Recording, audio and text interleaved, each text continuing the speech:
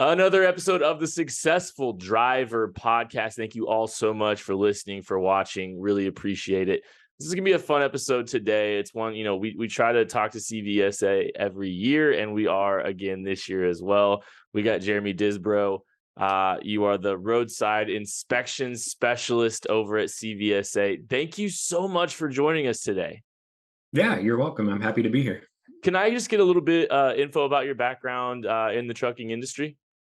Yeah, so I actually joined CVSA at the beginning of this year after retiring from 20 years as an Arizona trooper.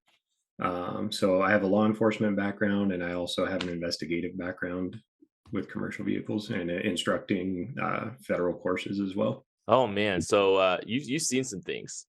Yeah, here and there, yeah, that's for sure. What's the craziest thing you're allowed to talk about that you've seen out from a commercial vehicle? Oh man, there's a million of them. I would think one of the ones that always stands out to me, it's not necessarily crazy, but it was probably a life saved, and it actually came from Roadcheck a couple years ago. Wow. Stopped a truck right at the top of a hill before it was getting ready to go down a very steep decline. Did my level one inspection, opened up the hood, and realized the steering components were no longer connected. They were just sitting there, and friction was all that was holding them in place. So had he gone down that windy mountain road, there's no question that steering column would have fallen off and he would have lost control and probably killed somebody going down that grade. But Wow, that's scary, but that's terrifying. What I guess like what your role is now with CVSA. So you've got that background, you've seen a lot, you've been part of these inspections for several years. Now let's kind of just talk about what you're doing at CVSA. yeah, so my role at CVSA, it's a little bit of everything, but it involves training of not only inspectors, but providing, guidance and feedback to industry as well. Um, that was always the passion of my job, was teaching courses to troopers, and now I get to do it for troopers and for the industry side, and that's really enjoyable to me because building that partnership, I think, is really important.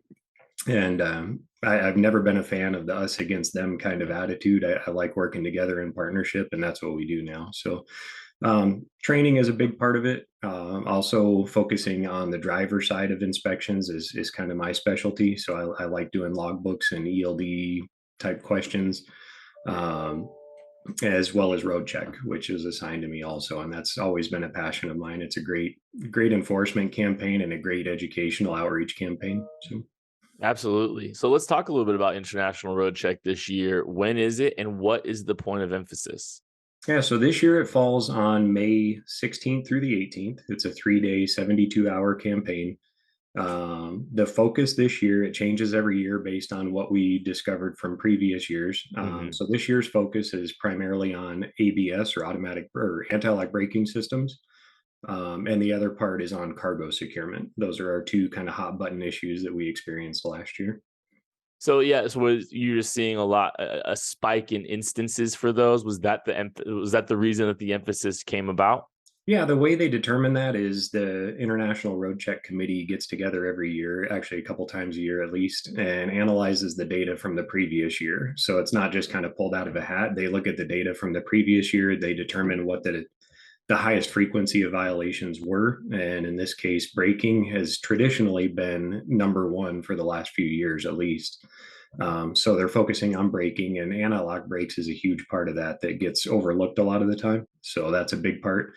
And then the other part is cargo securement, which typically falls in around our number 4 or number 5 violation nationwide. So actually throughout North America. So when you're, like, I guess we could just maybe talk about, your basic process on the inspection. So when we're talking about anti-lock braking system, cargo securement, what are the processes? What does it look like for someone that might be part of one of these road checks? Yeah. So if you've never been inspected before, inspectors follow the same 37-step procedure, provided they're doing a level 1 inspection, which is typically what inspectors are going to do. So a level 1 inspection is a full inspection. It includes looking at the driver's credentials, the logbooks, and also the in-vehicle, from top to bottom, underneath, everywhere. So they look at all the components and they follow a 37-step procedure. kind of a cool thing, but if you go to cvsa.org and look at our website, you can actually download that inspection procedure. So there's no tricks, there's no secrets. It's any inspector, I'm sorry, any driver can look at those and see exactly what an inspector is going to be looking for when they inspect their truck. Okay, so what are the red flags you're seeing with the anti-lock braking systems? Typically, I'll tell you the number one issue we're seeing is they tend to grow duct tape over the light so it doesn't blind the driver anymore. So then we have to go in and remove the duct tape and figure out that the light's on, alerting the driver that there's a malfunction. So Mhm. being a little snarky on that, but that typically when that light comes on, it indicates there's a problem. And a lot of drivers don't want to take the time to take it in and get it looked at, so they end up sticking tape over it. That's usually a dead giveaway that there's a problem. Um, but really, it's a very simple check. You just get in your truck, assuming that the truck was built after 1997 and the trailer was built after 1998. You get in the truck, you turn the key on, and it should cycle the light on your dashboard and on the trailer, and then it should cycle back off. That indicates, just like any other light on your instrument panel, that the equipment is working properly. If it stays on or it doesn't come on at all, then you know there's a problem and it needs to get taken in for service. It was with cargo. What were the big things you guys were seeing as far as use cases last year? What were the trends there that you're paying attention to this year? So typically it comes down to the driver responsibility. That's where we find most of the problems with cargo securement. It's not that it's not secured properly at the beginning. I mean, that does happen. But a lot of the time, what happens is when a driver hits the road and they're driving 1,000 miles, they never check or recheck their load periodically. And so we get loose tie downs. We start finding that loads shift and then it ends up falling from the vehicle and causing collisions and things like that. So really, I think, I mean, the focus is on cargo securement in general, but we really want to emphasize the importance of checking the load, not only before you pick it up, but throughout the trip. And what the regulation says is actually within the first 50 miles, the driver is required to stop and recheck it. And then every 3 hours or every 150 miles after that, whichever comes first, the driver should be stopping, just yanking on the tie downs, making sure they're still tight, making sure that nothing is damaged or shifted. That's really what we're targeting. Jeremy, I have to confess something to you. I've never told anybody else this before. The only time I floss is right before I go to the dentist, just so my gums don't bleed. And I'm not trying to necessarily, we're not necessarily trying to forewarn, you know, truck drivers, but we also, hey, mindful of the things that are, that are important.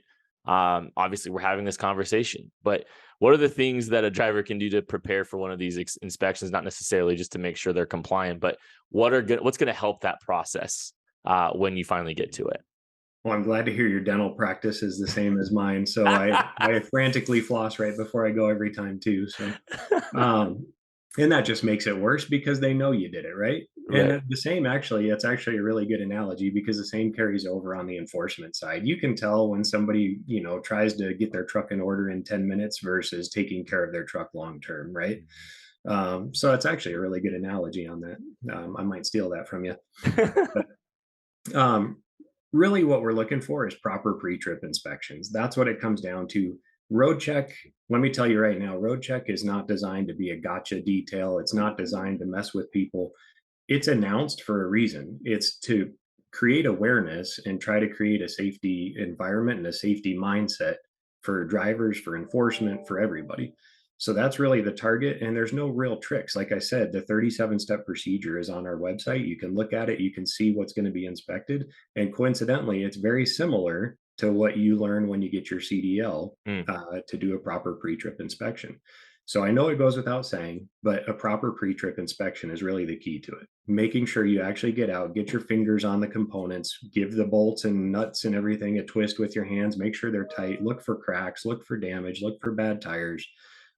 Quite frankly, inspecting the brakes is really important and it gets overlooked a lot. Drivers tend to look at their braking system and assume, well, I have automatic slack adjusters. I don't really need to check the push rods or anything, but it doesn't work all the time. You really, nothing replaces a human set of eyes looking at the vehicle and making sure that everything is in proper order.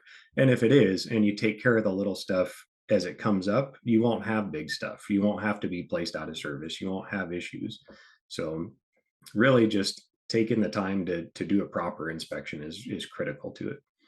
Obviously there's an uptick in inspections during road check week, but how do what advice do you give to a truck driver to stay inspection ready all year? So the pre-trips are huge. Yeah. That'll keep you ready for the equipment side of it. The other suggestion I always give carriers is preparing your driver on the document side, because that really causes delays during inspections. It can cause frustration for the driver and for the officer sometimes. But if a driver knows where all their paperwork is, if they're carrying paperwork electronically, which is allowed now, that's definitely a paper saver, but you have to be able to present it.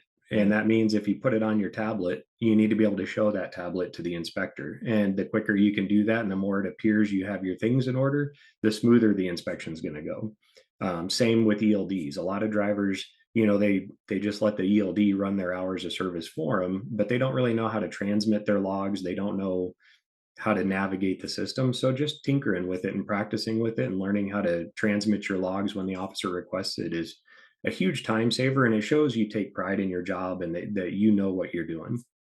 That's Jeremy Disbrow with CVSA. Jeremy, thank you so much for spending some time with us today. No, you're welcome. It was great to be here. I appreciate your time. Absolutely. Make sure you go floss. That's going to do it for the Successful Driver podcast. Thank you all so much. We'll catch you later.